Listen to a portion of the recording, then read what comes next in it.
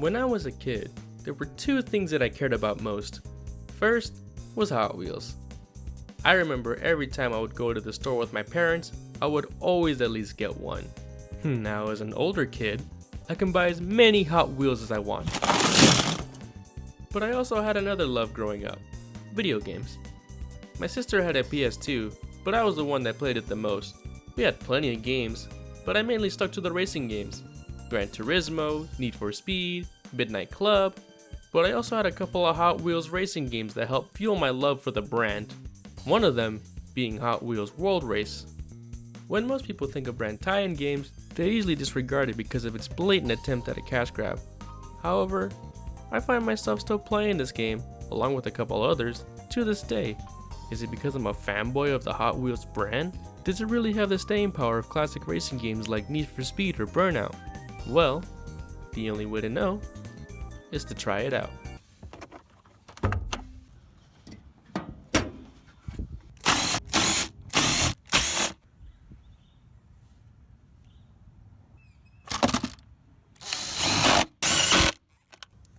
Man, I broke the bolt.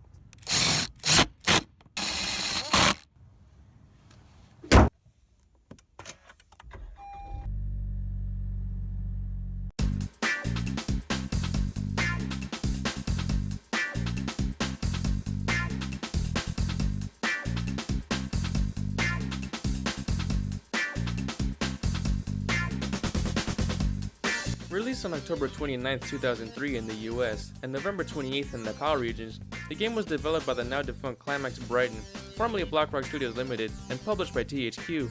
The game itself is based off a direct-to-video 3D animated movie that was released in the same year in December? I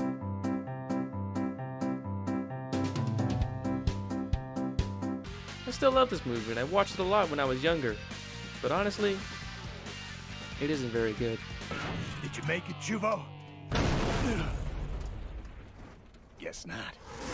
When you boot up the game, you're greeted with an intro that shows clips from the movie that it was sourced from, along with an intro song by the best band in the world, Smash Mouth. The main menu itself is very bare bones presentation wise, with only 4 options. The challenge mode is basically a tutorial mode teaching you the basics about the game. The single player itself has the basic race modes, quick race, time trials, and this game's version of a career mode called League Mode. League Mode is where you can unlock cars and tracks by racing through a set number of tracks. But before I get into the gameplay, let's talk about the presentation of the game itself. In the world race, you will take this technology to its limits and beyond. Graphics-wise, it doesn't look too bad for the time. A lot of the tracks are colorful and do a pretty good job of showing you the theme of what it's going for. It definitely feels like a Hot Wheels toy set in video game form. Tracks always go vertical, horizontal, upside down, in the air, in your ass, everywhere. I actually got into contact with one of the game artists that did track design for this game, Calum Alaxander Watt. I hope I didn't mispronounce your name too much.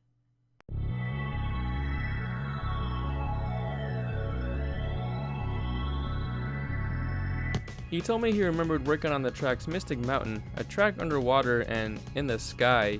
He doesn't remember too well. To summarize, Watt and his team basically built the environment, textured it, and had to light it. To quote Watt, the challenge was to make the tracks and the game as appealing as possible, so as artists, we gave it all we could. There's a lot of hidden tech stuff going on there too. The layering of alpha textures was complex, and how the cloud effects worked were specifically written for the game.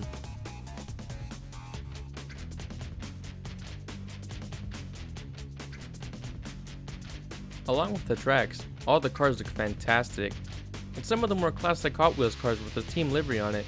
Speaking of liveries, if you notice in the car selection screens, cars are split up into teams. It doesn't affect anything gameplay wise, but I think it makes the car selection a lot more varied. And since this game and the movie it was based on was basically a giant commercial, Mattel did make real-life collectible versions of these Highway 35 cars. I unfortunately only own one of these cars, and getting them nowadays is a little expensive. Who says that'll stop me? So how's the gameplay like?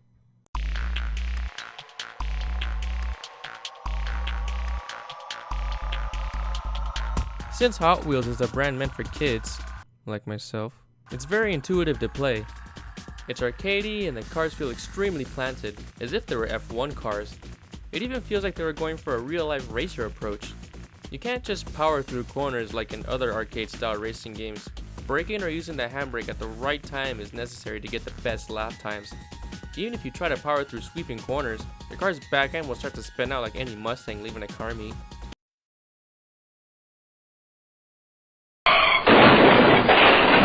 The tracks themselves are made for you to go fast with boosters being littered all over the place.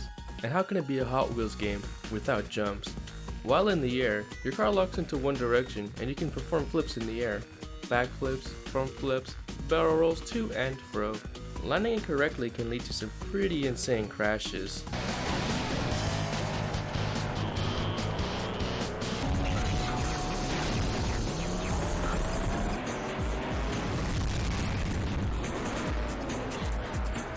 Also, button prompts appear on the top of the screen to build up these pegs.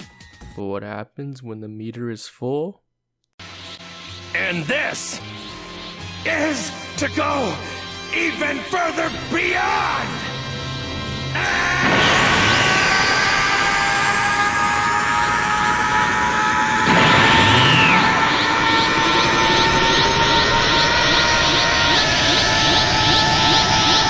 Honestly, it kinda looks like someone slapped a bunch of spaghetti in front of your car. On the right side of the screen, you have a boost meter called Nitrox 2. Nitrox 2 can be filled up by landing jumps or collecting these rings strewn about the tracks called pickups. Not only do these pickups fill up your boost, but they are also used to grab collectibles. Collect at least 50, and when in the top 3, you earn a car. Collecting 100 gets you 2 cars. Not collecting any at all can only get you a track and a gallery photo. If you compare World Race to other racing games of its time, it surprisingly does more in its gameplay than its contemporaries, let alone other brand tie-in racers. However, even with all that said, this game is not without its flaws. Oh yeah! I'm gonna make it! I'm gonna make it! I'm not gonna make it!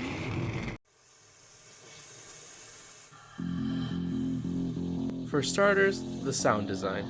For a game that has cars with engines placed all over the damn car, they do sure sound quiet.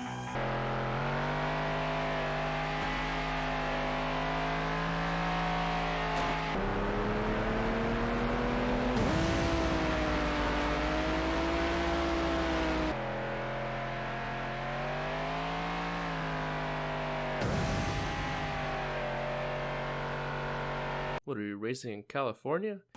The AI in this game are rubber banded to you, but even then, they're inconsistent. If you don't know what rubber banding is, it's designed to prevent players from getting too far ahead or falling way behind. Opponents can be on your tail or 100 miles away from you. If you make a major screw up and you end up in the back of the pack, they'll all essentially slow down for you.